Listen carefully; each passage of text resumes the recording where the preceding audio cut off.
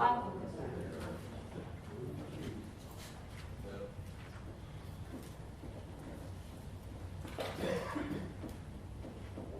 All right, everyone please follow the pledge. I pledge allegiance to the flag of the United States of America and to the republic for which it stands, one nation under God, indivisible, with liberty and justice for all. Thank you very much, and we do have a quorum. And for public comment, anyone wishing to comment on an item not on the agenda should complete a speaker card at the sign-in desk. And we do have one speaker card which we'll be listening to later. And you'll be called on when the item is discussed. This item is on consent agenda, and we will call you when that item comes up. We'll go right into reports and the executive director's reports. Georgiana. Thank you, Madam Chair. It is really good to see everyone today. I would like to start with the Perfect Attendance Awards for 2022. And first I would like to recognize our chair, Ms. Andrea Young. Thank you very much. All right. And then I would also like to recognize District 2 Commissioner Brian Lober.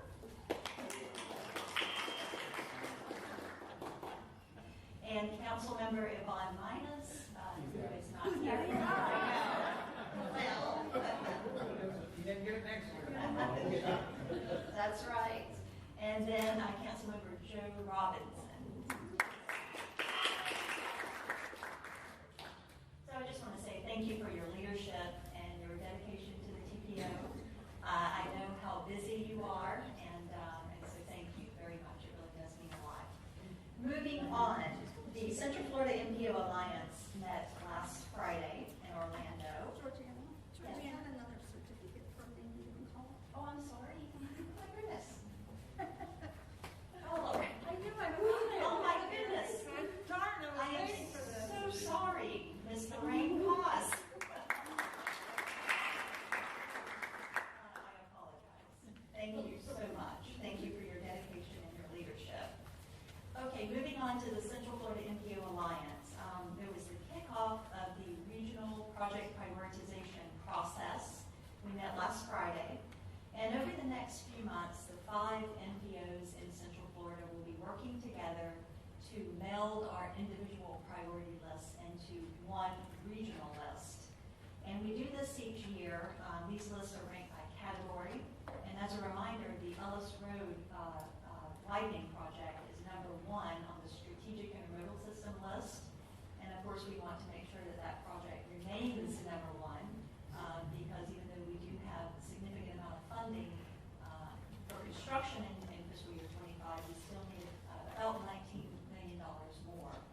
So we think that this year we will be successful in fully funding the project. But it's an important effort because when we turn over that regional list, it lets the DOT, District 5 office, know these are high priority projects for the region, and we can leverage additional funding for that.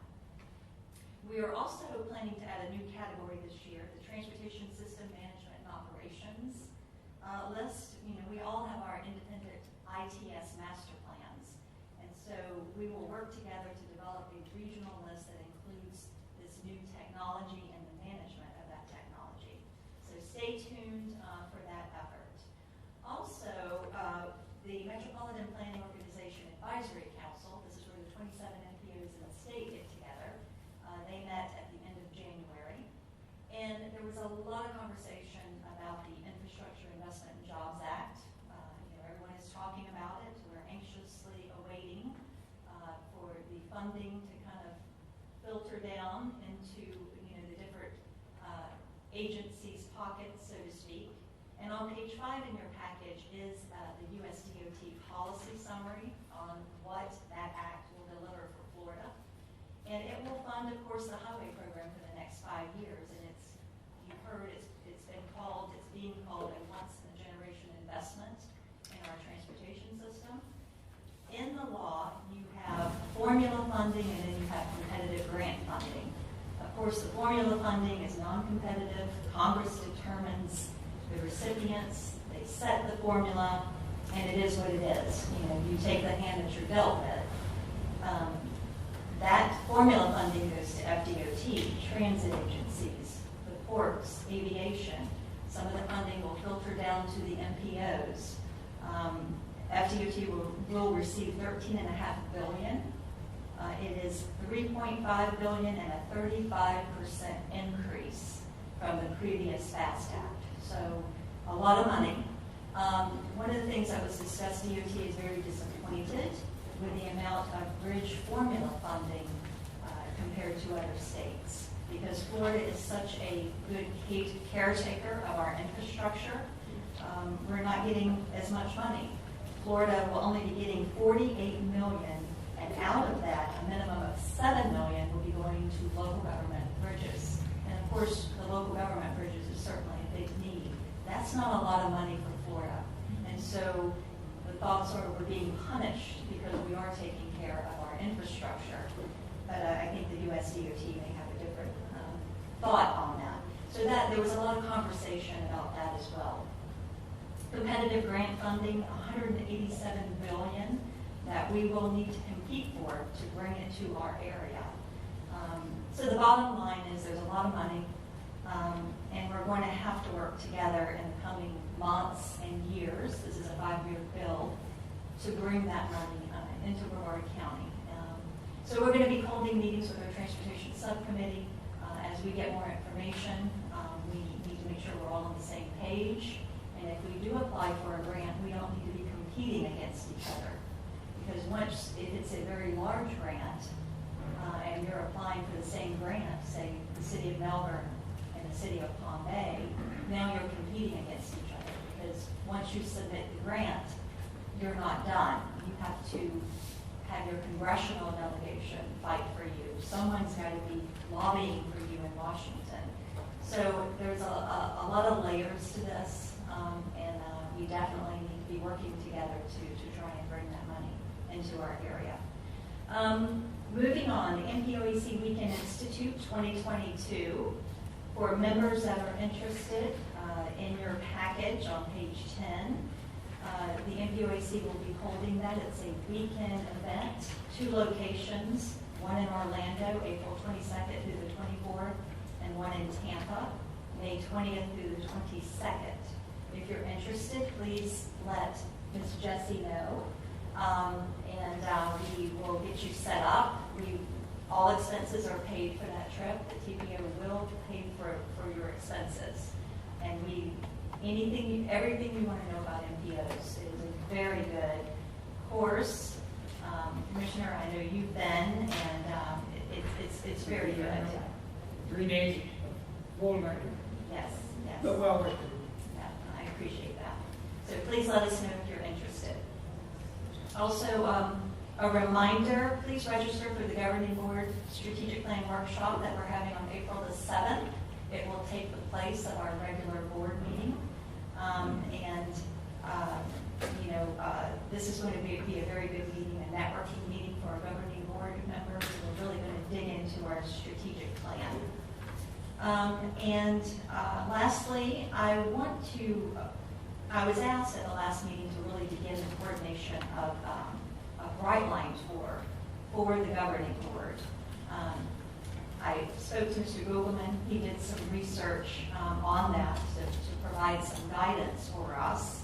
And Mr. Googleman did determine that a formal meeting of the TPO governing board could not be held on a train, which I know that was talked about, or in one of the conference rooms at the Miami station if we did want to ride the train from West Palm down to Miami. It is out of our jurisdictional boundaries, so that could certainly open us up. It could cause there would be some questions. And then Sunshine Law requires citizens really to have a reasonable opportunity to attend that meeting. So that certainly was not recommended. And a possible alternative, a fact-finding tour for education purposes, that was talked about, but then again, there was a lawsuit that was filed down in Fort Lauderdale against a school board conducting a fact-finding mission. And members were gathered together in a confined space on a school bus, even though they were separated by several seats, so they wouldn't talk to each other. But yet a lawsuit was filed. And so, you know, Paul, would you like to add anything about Sure. that? Let me just try to summarize this. In the past, if people who were subject to the Sunshine Law, such as the members of this board, went on a fact-finding tour, that was viewed as being okay under the government in the Sunshine Law. And the Seminole County School Board decided to go ahead. Thank you. The Seminole County School Board decided to go ahead and do just that. They decided to take a fact-finding trip.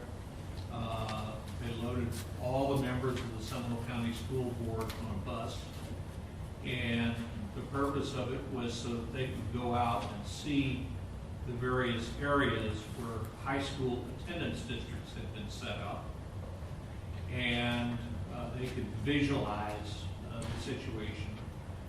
Then they would come back to headquarters and have their meeting, and they would be able to discuss with some intelligence what the attendance districts looked like and debate that and then approve it.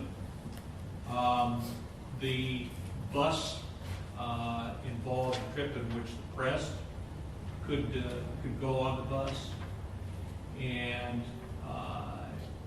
some individuals that were displeased with the school attendance districts that were finally approved filed a lawsuit and said, oh, the whole thing should be overturned because it was adopted in violation of the Sunshine Law because of this fact-finding tour, that the public was barred from being in attendance at that time. And everything was conducted in Seminole County. So there was no question about anything being done outside the jurisdiction. The case went up to the District Court of Appeal for this particular district, and the District Court of Appeal said violation of the Sunshine Law. They said that this was a no-go, and that basically these so-called fact-finding tours were not in sync with the requirements of the Sunshine Law. So let's bring that back and apply it to our situation here. The situation that we're talking about is everybody gets loaded on a bus, wants to attend. You get bused to West Palm Beach, you get on the Bright Line, take the Bright Line to Miami, go and tour the station down there. Then you come back on the train back up to West Palm, take the bus back up here. That factually sounds very similar to the Seminole County School Board trip. However, there is, in my estimation, one big distinction, and that is anybody that is going on the trip, the Bright Line trip, you're not going in preparation to voting on anything. What you're simply doing is you're trying to gain information. So, what do we do about that? One thing that you can do, choose to, is seek an opinion of the Attorney General on this. And what we would do, what would we argue to them? We would argue the fact that this is a distinguishing characteristic. The Bright Line trip is not being taken with the idea of necessarily voting in the foreseeable future. It's simply educational. Yes, Mr. Wilbur. I'm sorry, that was really loud. Just a couple of things. First, Paul, if you don't mind, would you send a copy of the DCA's opinion? If everyone wants it, maybe to everyone on the board. Sure. And then secondarily, and I'm normally chomping at the bit to push the envelope, if pushing the envelope ensures that we essentially retain the rights to do what we're entitled to do. My concern, though, is with getting an AGO, the DCA opinion still says what the DCA opinion says, and if someone wants to turn around and say, sue us for it, we can point to the AGO, but the bottom line is it's not case law. So from my perspective, it might have been interesting, but as you pointed out, since we're not coming back and voting on anything, I don't know that it's worth the risk, given that the benefits aren't necessarily there to offset that. Madam Chair, I'll tell you that I also represent the Palm Beach TPA, and they have a similar problem where they're looking at doing peer exchange with people and traveling to other NPOs and watching, taking a tour and seeing what they do, again, educational. So I don't know where they intend to go on this at this particular time. They're not as far down the line as you are. I talked to it was suggested to me that I talk to the Miami-Dade MPO. I did talk to the Miami-Dade MPO, and they were completely unaware of the Finch versus Seminole County School Board decision. And their opinion was, well, it is what it is. We don't care. And, if anybody from the public wants to go on a bus tour that we take, they can go on the bus tour if they want. And so that was simply their outlook on the situation.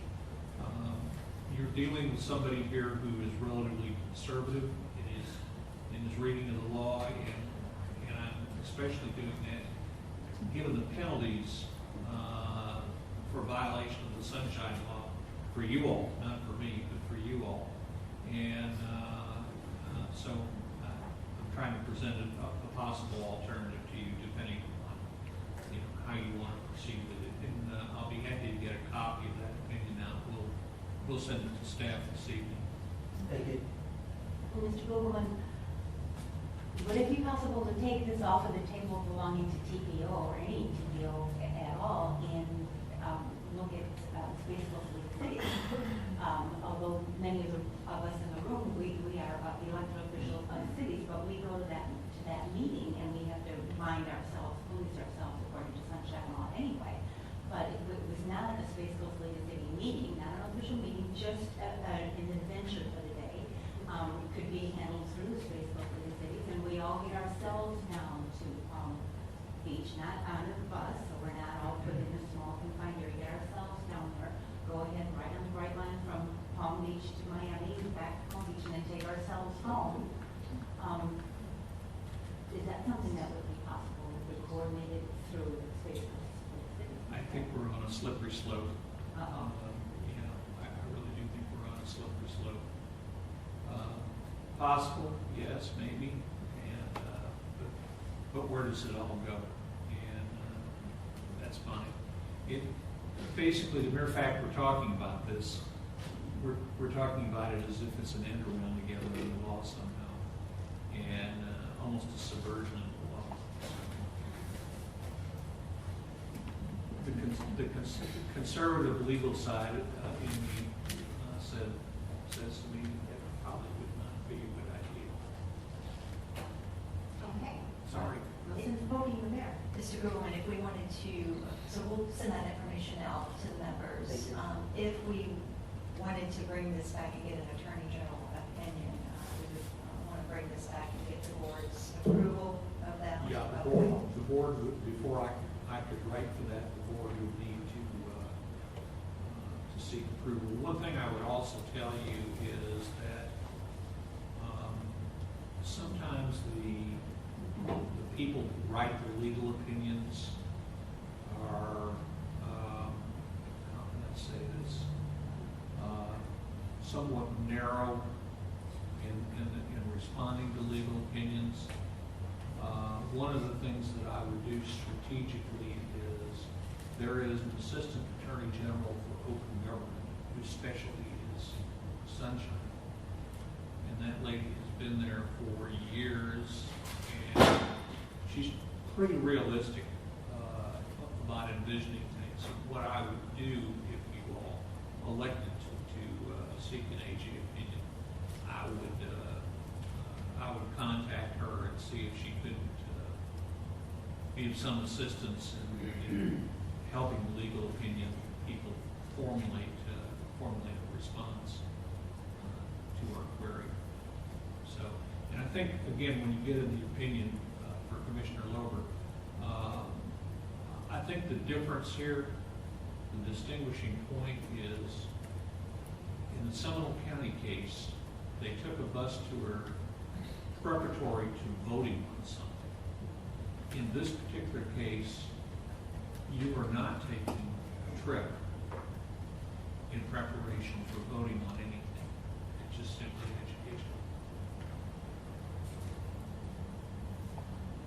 educational. If I may, I was going to say a couple thoughts. First, based on my understanding of Sunshine and based on what Mr. Gugelman has just relayed to us, I'll just put out there, if there is a motion made now or at some point in the future to get an AGO on this, I'm going to oppose it. Bottom line is, even if they say something that's conducive to us taking the trip, it doesn't obviate the risk that we would be assuming by doing that. It's not that their opinion is able to be used in place of case law or some statute. It just isn't that way. Beyond that, I would say, for those folks who are inclined to support that, if someone makes a motion now or in the future, my suggestion, so that we don't have Mr. Gugelman wasting his time and potentially by extension expend funds on something that's unnecessary, I would suggest if someone nonetheless wants to get that opinion, that they perhaps see if Mr. Gugelman can have a conversation with someone at the Attorney General's office to determine, at least informally, which way they have an inclination, if they're willing to share that information with him, which way they might go with respect to this issue. If it turns out that the opinion's not going to be favorable, there's no reason to have him go through the process of getting one, wasting his time, our funds, and then the Attorney General's office's time as well. So either way, that's where I'm at, but I don't think it's a good idea. Yes. If we have a certain number of people who want to go, is there a reason that the TPO couldn't arrange the transportation and trip for them to go individually? Call Bright Lines, if you can get us a ticket or whatever, and whatever the appropriate procedure would be, and just go individually, and then you could gather the information. You might not get the dog and pony show in Miami, but I'm sure that Georgiana could get a copy of the dog and pony show for us to look at next year. Sure. Now, transportation, I'm not sure about. I know speaking with Terry, that was a no-go as far as a bus. And of course, if we were going individually, you would make your way down there. It would be your responsibility. Right. And I spoke with Katie. She is more than willing to have them. She would love to have the members go down to West Palm and take the train down to Miami, have lunch, do the dog and pony show, and spend time with members. But she's not going to want to do that. Right. For 15 or 20 people individually, but that's why I say, skip the dog and pony show. If she wants to have lunch with them while they're there at the terminal or something, that's one thing, and just do it individually, and that way you avoid any possible such problems. And you don't have to waste time and money trying to get an Attorney General's opinion. It's a thought. Do we want to explore that? Certainly, I'll reach back out to Katie, and we can go from there, and then get a feel for exactly how many members would actually like to go down there and ride it. Okay. Separately and individually. Separately and individually, yes. I'm thinking we may have more than just the people in this room, because I know that I mentioned this at my council meeting.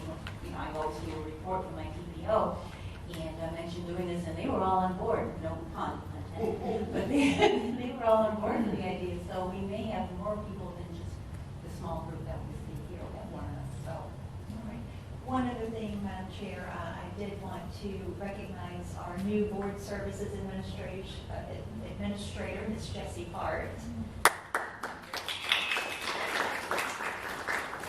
By all means, go over and introduce yourselves. She will be a good contact for you, and we are just very excited to have her on board.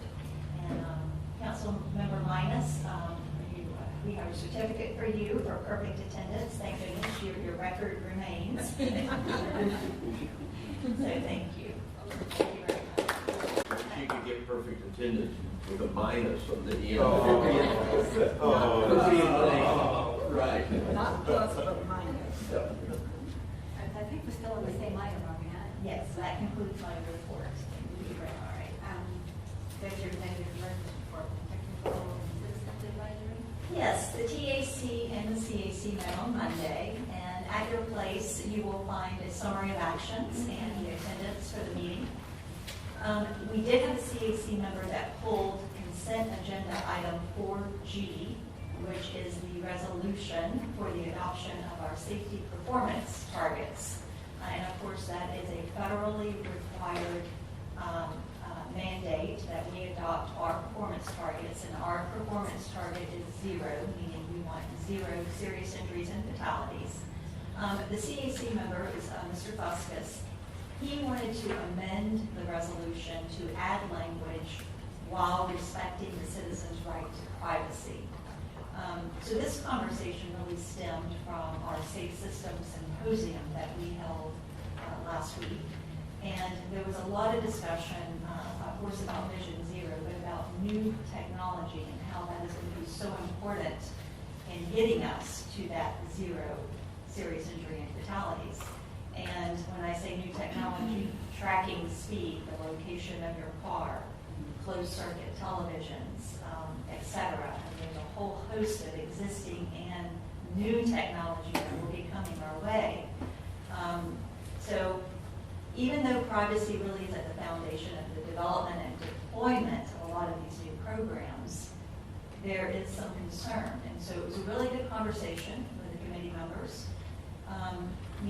At the end of the day, they're not interested in your address, but where your devices are in your car, or any technology that you may have in your car so that you don't get hurt. So that is what they're looking at. But the TAC, CAC both approved the addition of the privacy language to the resolution, which is at your place. You have an amended copy. If you do choose to adopt it, and that we'll talk about that under consent. But it did bring up a good conversation that we think a technology and privacy presentation would be really good for committee members and the governing board, because as we know, new technology is changing every day. We can't keep up with it. And just to understand, having this little cell phone right here, and every time we download an app, what does that mean in comparison to what, the technology to keep us safe? What are the differences? And so I think it would be a really good conversation. Stephen has already reached out to the DOT folks, and we think we could have some experts here to get a really good presentation to kind of help educate us on the differences. And so that, other than that, and the amendment to that particular item, we approved all of the items, action items. Thank you. Thank you very much. Next item, bicycle, pedestrian, and trails. Sarah.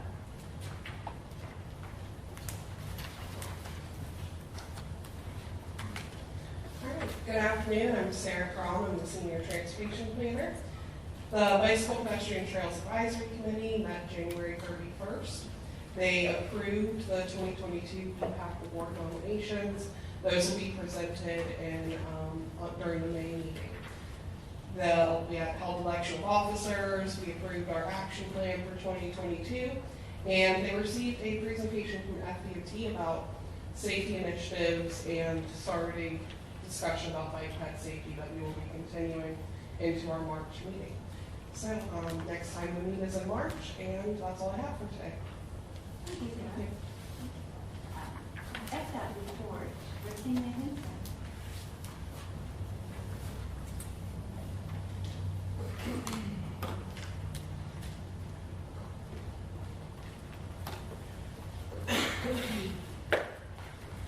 Good afternoon.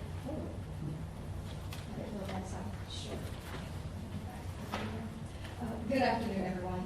On behalf of DOT, I'm Martina Henson, and this afternoon, first of all, I want to thank the SCTPO for a great safety symposium on February 3rd. It was our first outreach event of that manner, and it was a huge success and a very, very, very great turnout. In regards to projects, you do have some information in your packet on the updated information. And I also have a couple of notes of interest. There is a project number 444787, and it's State Road 401 bridge replacement. And there is a public meeting that's coming up on February the 23rd.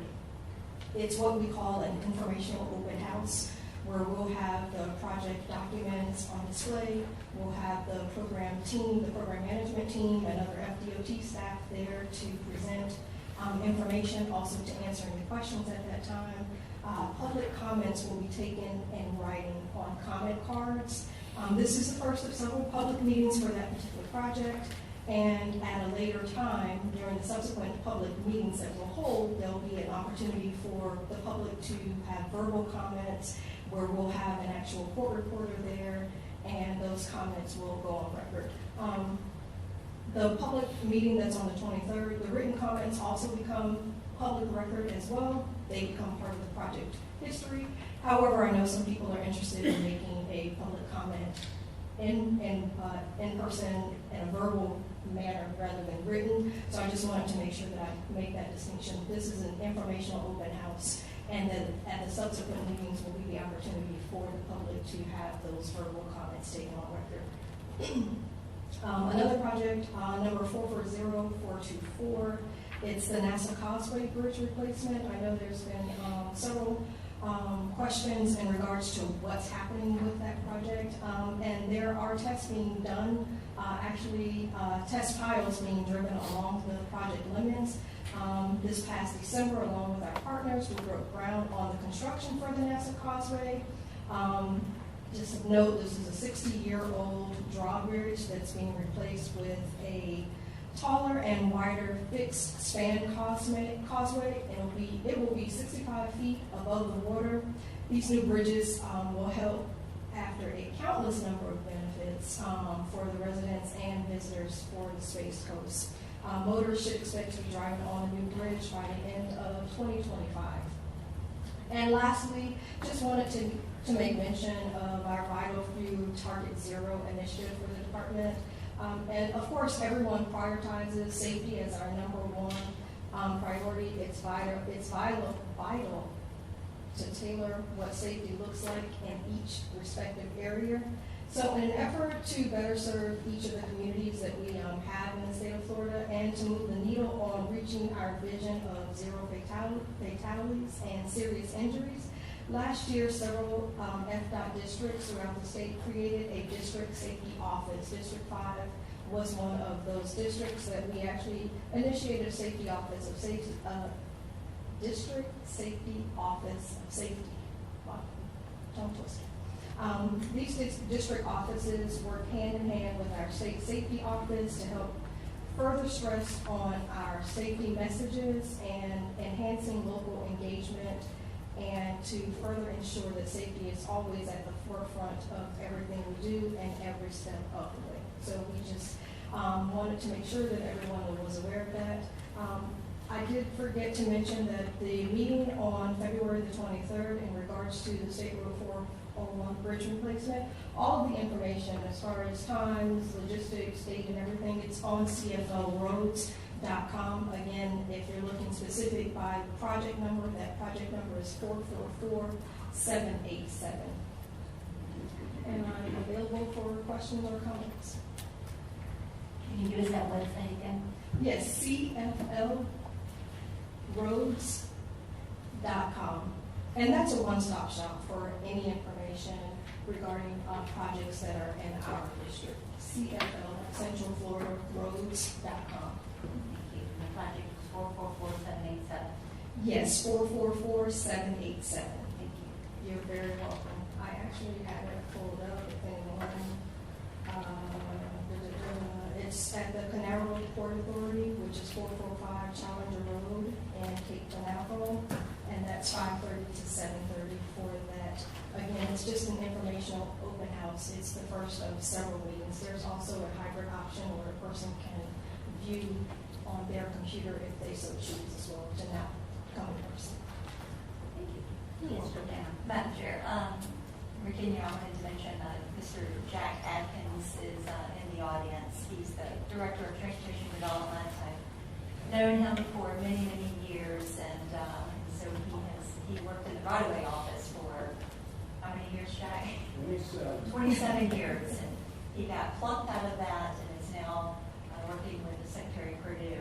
So we appreciate all of his support, and we appreciate you being here today. So Thank you, George. I appreciate it.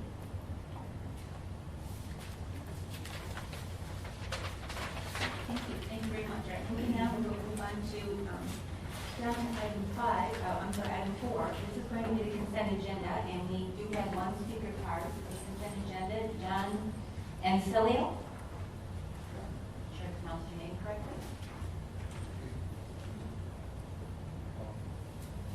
John Ancilio.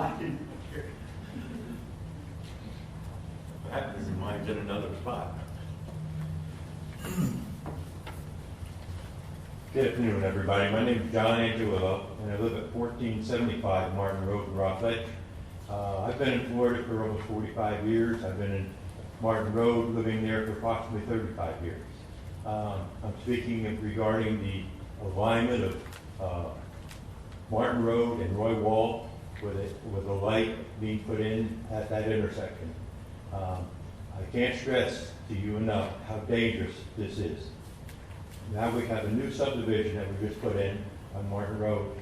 We've got 80-some homes coming out of there, plus cars. You figure how many there, 160 maybe. And to try to get out of Martin Road on the Fiske Boulevard in the morning or later in the afternoon when traffic comes in, you're taking your life in your hands. Not only that, we had the suicide lane on that road also on Fiske Boulevard.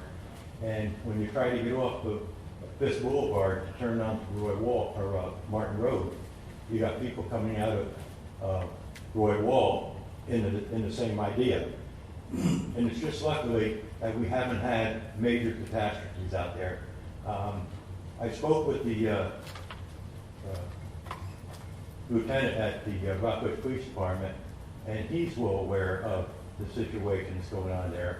I asked him if they could please put some officers down there to help slow down the traffic going down through there. I mean, people, they just roar down Martin Road, or not Martin Road, but Fiske Boulevard in the morning and at night. And believe me, we're taking our life in our hands when we're going on there. Thank you. Yes, Mr. Foster. Clerk Forrester, I'm the Deputy Mayor of Rockledge. Pardon me? I'm the Deputy Mayor of Rockledge. Okay. And just so you'll know, this is not a new problem. We've been aware of this for years. I happen to live 2 neighborhoods north Yeah. of the end of Martin Road, comes right up behind my house. But so I'm familiar with the death dash into the traffic on Fiske every day. It's bad. It's bad, but I do want you to know also that when Phillips Landing was put in, we obtained an easement for that corner so that we can bring Martin Road into alignment. I'm well aware of that. I just didn't know what was going to happen in my lifetime.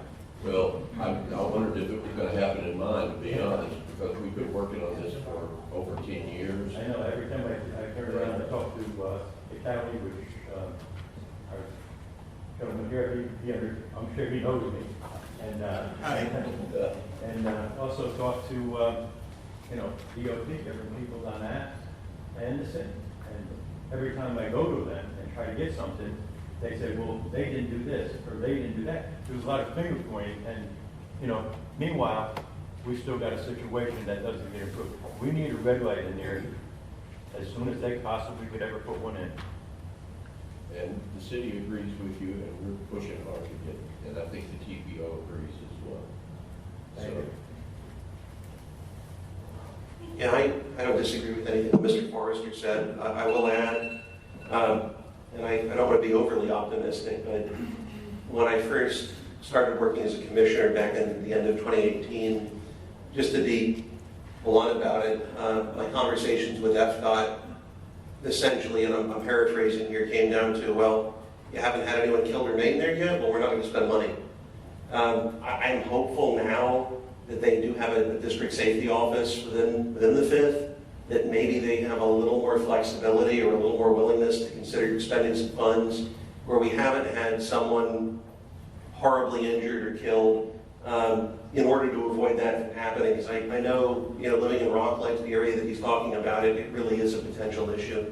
And whether it's a higher power, luck, people driving the way they should, I can't imagine that's the case, but whether it's one of those things or some combination of those or something else altogether different, we really are in a spot where I think it's a matter of time at several locations, including that one, before we see a bad accident.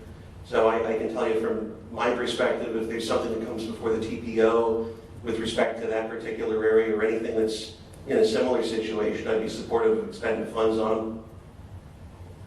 Thank you, Mr. Wilbur.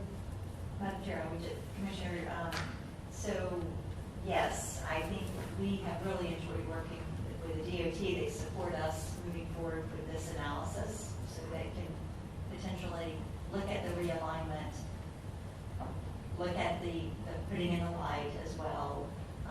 And we've had the City of Rockledge as well as Brevard County, all of the stakeholders around the table. And so we will be having our consultant moving forward with this analysis. And this is the first step. And then we need to design it and then construct it. We got to get the money for that. So we wanted to move this as quickly as possible, help the City of Rockledge.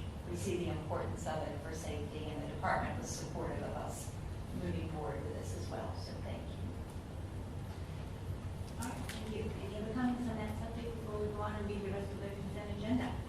All right, Ms. Jordan, will you please read the consent agenda? Certainly. So the consent agenda, 4A, approval of the governing board minutes of December the 9th, 2021, approval of the committee appointments, approval of the general planning consultant agreement. 4D, work order 22-14K, the Fiske Roywall Boulevard intersection analysis. Work order 21-12K, the Transportation Resiliency Master Plan, amendment number 1. Also approval of policy for the TDLCP annual review. And then 4G, adoption of resolution 22-12. This is our safety performance targets. At your place is the amended version to include the citizen's right to privacy language if you so choose to support that, or you can adopt the version that is in the package, whatever the desire of the board would be. I'll make a motion to adopt it with the amended language. Second. Motion by Commissioner Wilbur, second by You were ready, I know. Commissioner Hollander.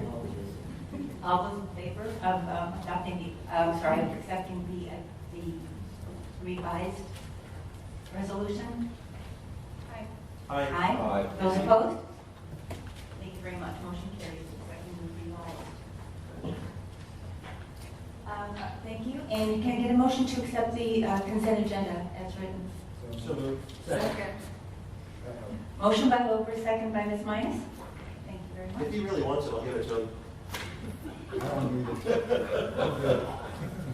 All those in favor of accepting the consent agenda, signify by saying aye. Aye. Those opposed? Thank you. Motion carries. Next item, items 5. These are roll call votes.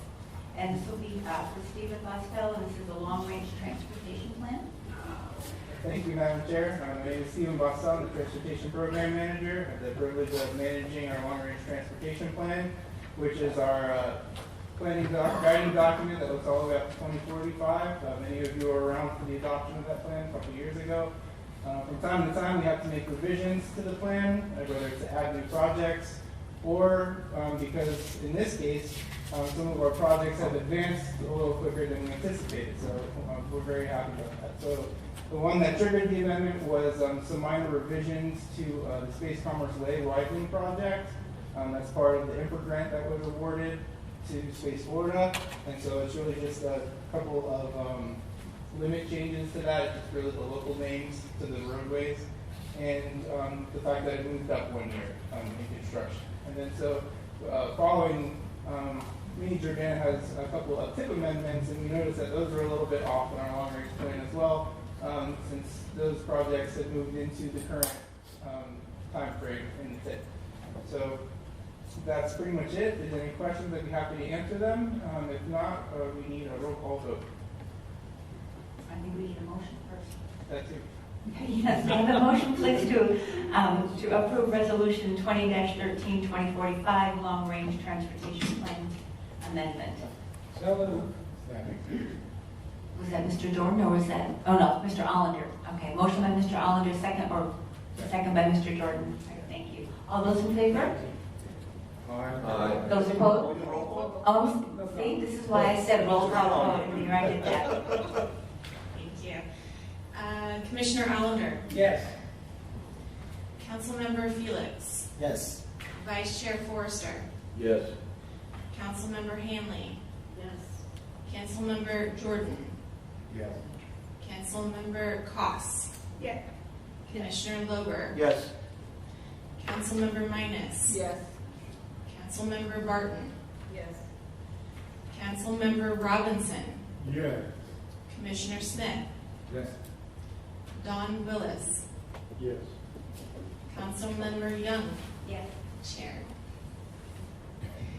Councilmember Johnson. Yes. All right, thank you. All right, next item, this will be Georgiana. This is Resolution 22-14, Transportation Improvement Program Amendment. All right, our last housekeeping item, on page 132 are the tip amendments. The first one, as Stephen had mentioned, the 401 bridge replacement. It's one of our high priority SIS projects. The DOT has funded the design phase in 2022. So the PD&E is currently underway. It's not completed, and they have funded the design already, which is a requirement before Federal Highway can approve the PD&E phase. So this is really good news in an effort to move this project forward. And then there's the Space Commerce Way project with the correct limits as well. And then on page 135 is a list of very small transit projects from CARES and the CRISA funding. There are 6 of them. These projects do not trigger a TIP amendment. They are for informational purposes. So when I go in and update the Transportation Improvement Program, I'll just add these projects. Very small in nature, from different agencies such as the Easter Seals, Center for Independent Living, and so on and so forth. But we are asking for your approval to get the long-range plan and the Transportation Improvement Plan consistent for planning consistency. Yeah. What are these, these are relatively, in grand scheme of things, small grants. What are they for? I mean, what do they do? So Terry, you may want to come up and talk a little bit about this. Our committees have some same questions as well. Good afternoon. Good afternoon, everyone. To answer the response to the question, these are grants that are provided directly to, as Georgiana mentioned, the agencies that provide service to their clients. So it funds the vehicle that they're utilizing for the service, but also the transportation costs and associated more or less with staff costs for the services being provided to provide that transportation directly to those locations. And that's why they're, as Georgiana mentioned, very small, because they're just more or less transportation related. All right, next. Yearly grants for 1 year, or are they going to be for a vehicle and then for the gas for that for a year, or what? So they're not annual grants because, as mentioned, they're CRISA and also relief funds. So the agencies typically apply directly to FDOT for these grants. Space Coast Area Transit works with them for the vehicle. So we procure the vehicle, supply the vehicle, and they provide the service. So what the grants will be more or less reflective of the transportation of the individuals to and from the destinations. Like, okay, like, someone here, like, Space Transit Center, it's $95,000. So is that for the vehicle and gas for that vehicle? Is it? Is it? Oh, this is loud.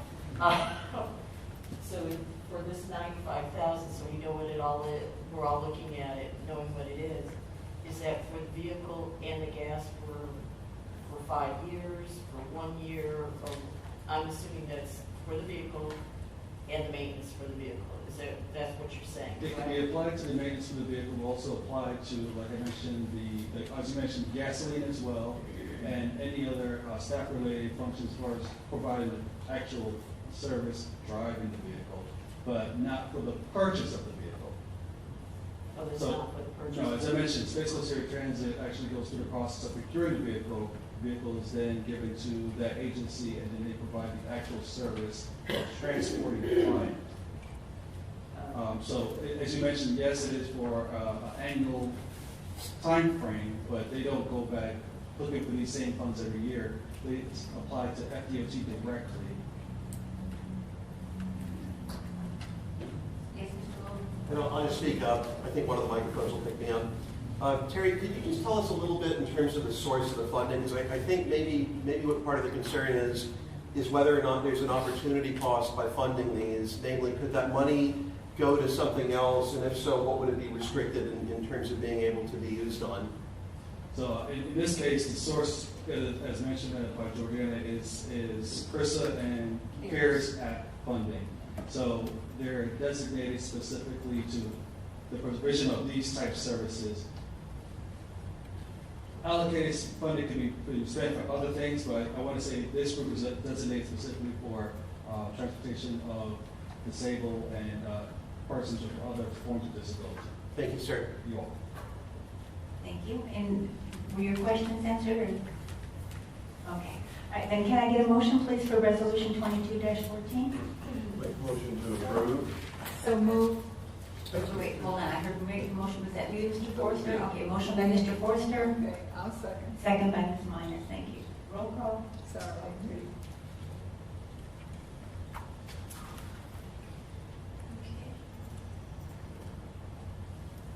Commissioner Allender, Yes. Councilmember Felix, Yes. Vice Chair Forrester, Yes. Councilmember Hanley, Yes. Councilmember Jordan. Lee. Since we're going to do this correctly, we didn't do it right the first time. Vice Mayor Forrester, Vice Mayor Jordan, Vice Mayor Johnson, correct? So we didn't get that correct. And the answer is yes. He said council member.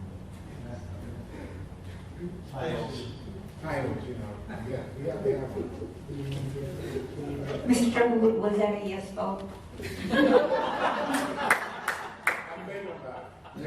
Thank you very much.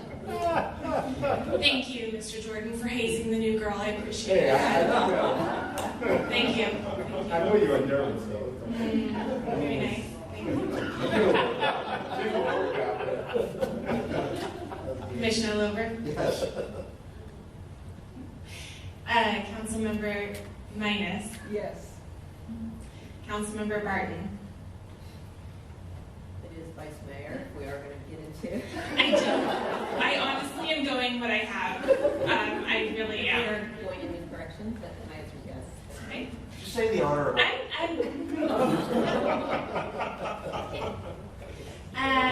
Mr. Don Willis. It is council member. Yeah. Yes. This one I know. Commissioner Kurt Smith.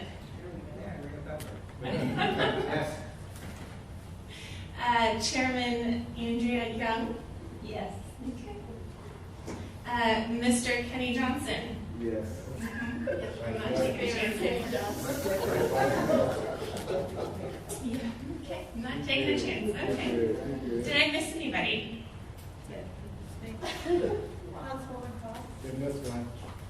Councilwoman? Yes. Yes. Mr. Joe Robinson? Yes.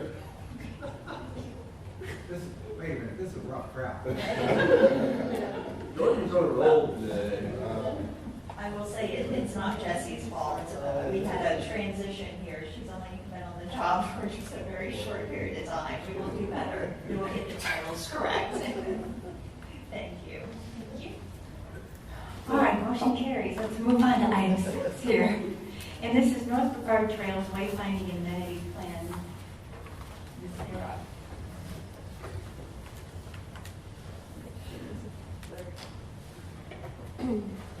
All right. So Mr. Jordan has seen this presentation before, so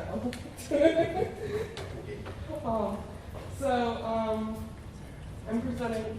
I'm sorry. Testing. Can you hear me? Okay. So today I'm presenting the North Brevard Trails Wayfinding and Amenities Master Plan. We started this project back in March of 2022. And basically, it focused in on the area of North Brevard because there are 3 regional trails that converge in that area that all have 3 different logos, 4 different maintaining agencies. It's a very complicated trail system for looking so simple on a map. But it consists of the East Coast Greenway, which runs from Calais, Maine to Key West, so over 3,000 miles of trail. The coast to coast, which runs from St. Petersburg to Titusville, specifically Canal National Seashore, and then the St. Johns River Sea Loop, which this is the southern loop or turn of the St. Johns River Sea Loop, which consists of about 260 miles through 5 counties. So all 3 of these regional trails are all within North Brevard, and as I mentioned, have 4 different maintaining agencies for the trail. So basically, due to conversations with local trail managers, elected officials, trail users, we recognized that there was a need to have consistency of signage and amenities along this regional trail to improve the experience for residents and visitors. And so basically, the thought of creating a full experience for our trail users, encouraging visitors to experience our trails, and basically just in general, and bettering this area. So what we sought to do is develop a master plan that documented what exactly that would entail.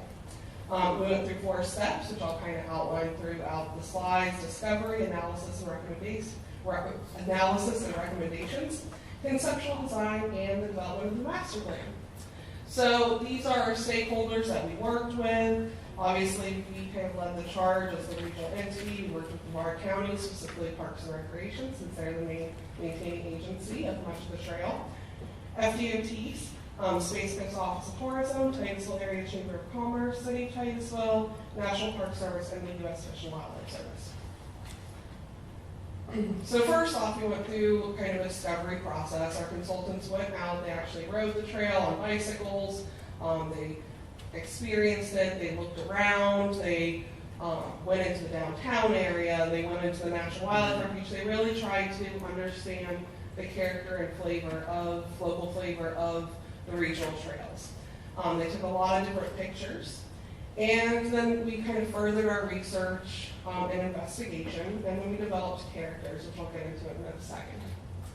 And we needed to consider the color palette of the 3 regional trail logos, and also we considered the Titusville logo as well. This was not created by us, this was created by a consultant for the Titusville Chamber of Commerce years ago, kind of starting to look at what is the color consistency throughout these different logos.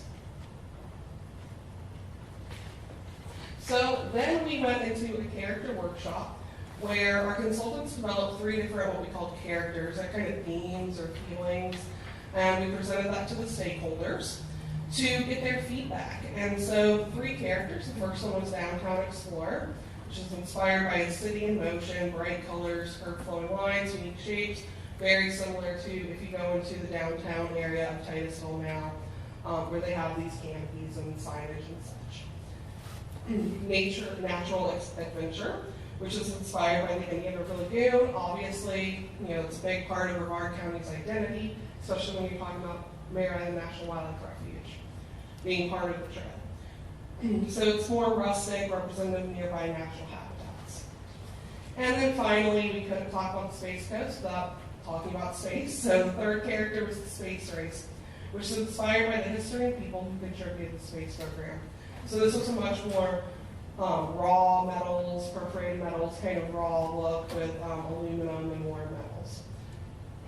They did go with more of the Downtown Explorer, which we'll see in a second. The last thing that we considered before we went into actually developing design fabrication was looking at design fabrication flexibility and cost. So essentially this was like an honest conversation with the trail managers of what is reasonable for maintenance, what is reasonable for cost, flexibility of materials, really trying, we can think up big, beautiful designs, but if they can't be implemented, then it didn't serve its purpose. And so through the conversation, we came up with kind of a phased approach where certain areas it makes sense to have big, beautiful signs, and so in other areas it makes sense to have more of your typical MUTCD signs that we'll see later, based on where's the sign located. Is it in the downtown where you're going to have a lot of people seeing it, you have a lot of eyes making sure that there's not vandalism, or is it up in the 7 miles where literally there's not a house or a road that crosses that, and they're already experiencing vandalism on the signs that are there. So taking all that into account, we started developing a master plan. And what the master plan had was a sign system with minimum requirements, a list of best practices, graphic standards, an approved destination list. The approved destination list isn't really like these are the only destinations you can have, but rather the way we phrase destinations. A good example is Maryland National Wildlife Refuge. If I say Minoir, I'm sure most of us know what I'm talking about. However, if I say Minoir to a visitor, or maybe someone even from Palm Bay, not from up in the north, then they have no idea what I'm talking about Maryland National Wildlife Refuge. So just kind of making sure that we're getting consistency of phrasing throughout the trail system. Site furnishings, which are your benches and water stations and things like that. Maintenance recommendations, and then guidance for the placement of these amenities and signs. So we took all of this discovery, all of our stakeholder workshops, and we basically developed a sign type family. And so we didn't actually develop like specific graphics on what should be on each sign, but rather this is the sign types and these are recommendations. So you have your trailhead identity sign. These are for places like Sandpoint Park or downtown or any kind of trailhead where you're going to have parking and a lot of people are going to flow through there. You have a kind of a smaller trailhead identity sign that could be used at major intersections, things like that. Directional, sorry, I'm clicking them with each sign rather. Sorry, they're all on the same slide. A directional signage, so this would be where you would say like Wildlife Refuge a mile from here, Sandpoint Park a mile from here. And then just kind of a trailblazer to point to help guide.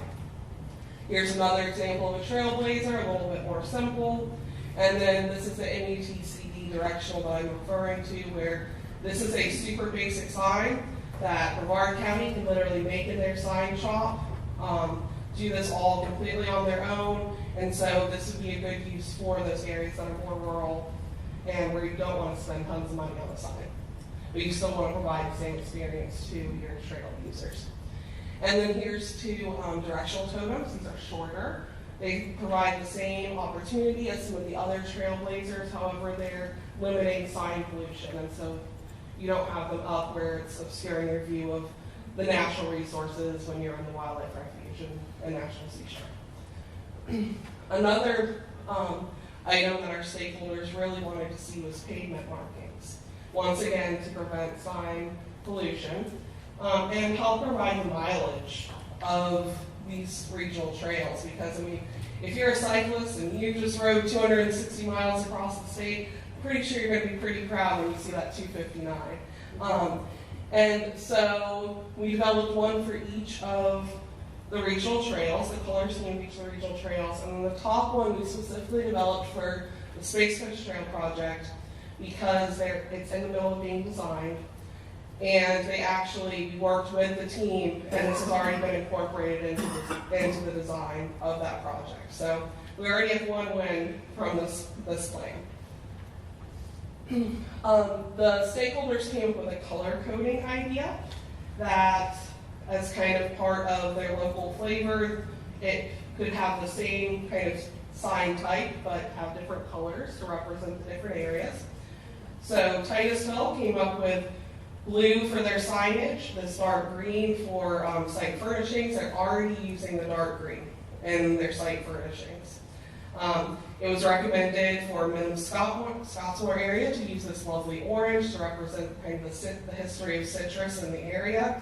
And then Maryland Wildlife Refuge is required to use specifically this blue and the gray we saw on the pavement markings. That is their federal colors that they have to use. So we also established standard site furnishings or recommended site furnishings. So this is the water fountain. The bike racks and the trash can are almost exactly what currently Titusville is using. And so it'll just hopefully spread out into the county wildlife refuge areas. Bench, shade structure with seating. Something that the stakeholders really wanted to see from the shade structure is they wanted to have the option to add solar panels to the shade structure if they wanted to potentially provide a charging station or something like that. And then finally, bike repair stations. Once again, this is almost the exact same model as what's already being deployed in the city of Titusville. So our next steps, we've already presented this to the Titusville City Council, the North Brevard Parks and Rec Commission, and Maryland Wildlife Association Friends. So you guys are our last presentation. We plan to distribute printed copies to the stakeholders, coordinate with the stakeholders to implement. This is just a plan. And also we have to remember that the TPO can't actually go out there and put signs. We have to work with our partners to get this implemented. And then of course we want to start including wayfinding and trail character development and future trail planning activities. So not just thinking about North Brevard with this activity, but spreading it through where it makes sense along our regional trails throughout the county. And with that, I'll take any questions. Any questions regarding trail and wayfinding? Sarah? All right. All right, thank you. Excellent presentation. Thank you.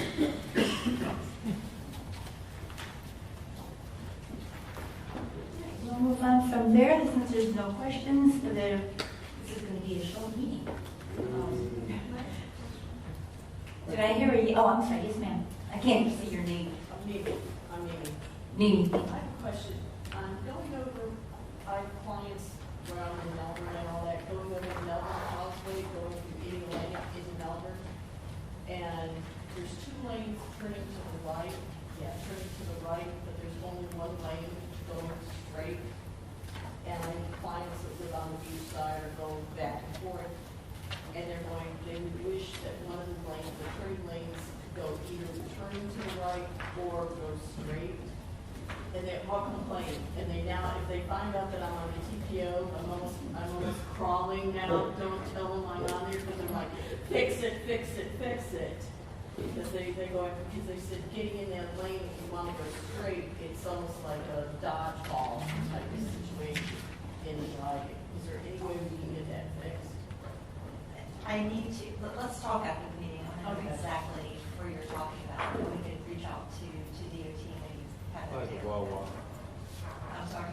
By the Wawa. Oh, okay. Yeah.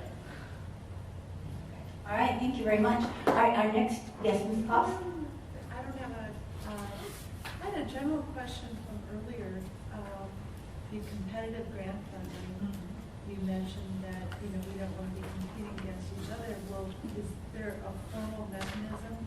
Who looks at all of those? Or is that just something when you identify a grant, you need to check with the 16 other municipalities to see if they're also? Well, there's so many competitive grants in this particular bill. There's 21 new competitive grants on top of the existing ones. If you, for instance, the RAISE grant, which are very large grants or the infrastructure grant, which is how the NASA Causeway was funded, it really doesn't make sense for two local governments to apply for the exact same grant in the same year, because now how are you going to have your congressional delegation or your senator talk to someone in Washington about how important this grant is, because it is so extremely competitive. But there are so many other grants, there's other opportunities. As they come out, the notice of funding opportunity will come out, and you have the criteria that you need to look at, and kind of look at your long-term goals as a municipality. How does that fit in? Are these projects that have been identified in the TPO's long-range plan? Because this is federal money. If it's not in our long-range plan, it's going to have to be put in a long-range plan. It doesn't have to be there. My question was just the general one, so is this a place where we would check in? I think the transportation subcommittee, which are your planners and your public works directors, your engineers, when we meet, I think that is a really good opportunity. We've been in contact with Brevard County. I know they have something that they're considering. But keep in mind, these grants typically require a 20% match. So 80% is federal. You've got to come up with the other 20%. And you can't match federal with federal, so we can't use our money because we're federally funded. So it's going to have to be local, state, or private. So that is one of the things that you have to consider as well.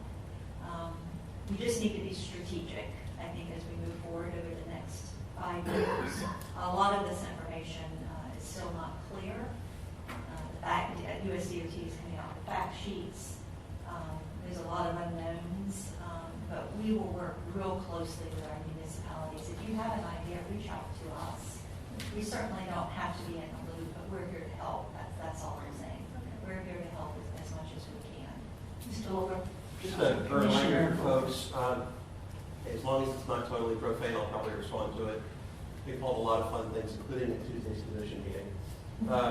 Any event, on Wednesday, March 6th, Wednesday, March 16th at 10:30 a.m. at the, I'm probably butchering the pronunciation, the Niani River Lodge. Is that close? We'll go with it. The East Central Florida Regional Planning Council is going to have their bi-monthly meeting. So I fought them a little bit to have it come over here. Normally the closest it's at is in the Lakes building over in Orange County. So it's going to be a good opportunity. I think there are a lot of there's a lot of cross-pollination and the cross-pollination opportunities between this group and that group, and between the localities here, whether it's municipality or the county and that group. I would just encourage you to go. If that in and of itself isn't enticing enough, I will probably have either Tim's Donuts from Titusville or Mary Cakes from Merritt Island, or both. So I thought that would sweeten the deal literally and figuratively. Yeah. It's Wednesday, March 16th, 10:30 a.m. at the Niani River Lodge over at the zoo. Oh, that, I know what you're talking about, at the zoo. And on the far end, as you go in the main entrance, you just pass the main entrance and it's the building just beyond it. I just need to make one clarification about Mr. Jordan's comment earlier. Since we don't have vice in Rockledge, my title was deputy mayor. Sorry about that. Thank you, sir. Are there any comments for the good of the organization? Comments? If not, I'd love a motion to adjourn. Motion to adjourn. Thank you. Thank you. You Valentine's as well. Thank